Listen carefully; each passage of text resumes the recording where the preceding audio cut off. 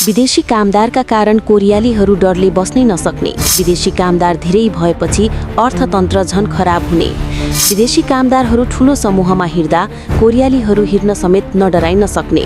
आगामी वर्ष 440 भन्दा बढी विदेशी कामदार कोरिया उल्सान शहरमा कामका लागि आउन तयारी गर्दैछन्।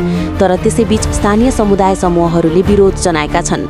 उनीहरूले दाबी गरेका छन् कि विदेशी कामदारहरूको आय कम हुन्छ, खर्च कम गर्छन्, जसले गर्दा व्यापारिक क्षेत्रको अर्थतन्त्र र बासिन्दाको जीवनस्तरमा असर पर्न सक्छ। त्यति मात्र होइन, स्थानीय नेताहरू पनि विरोधमा उत्रिएका छन् र भन्छन् कि जब विदेशीहरू बढ्छन्, कोरियाली बासिन्दाले असुरक्षित महसुस गर्छन्। यता अपराध विज्ञ विशेषज्ञले चेतावनी दिएका छन् कि नेताहरूको यस्तो भनाइले पूर्वाग्रह बढाउन सक्छ र कोरियाली समाजमा विदेशीहरूप्रति घृणा झनै बढ्न सक्छ। नेपालको लागि रेमिटेन्स क्रस, राम्रो विनिमय दर, सुरक्षित, छिटो, दर्ता गर्न सजिलो। यदि तपाईँले अहिले दर्ता गर्नुभयो भने तपाईँले 50,000 कोरियन ओन बराबरको उपहार पाउनुहुनेछ।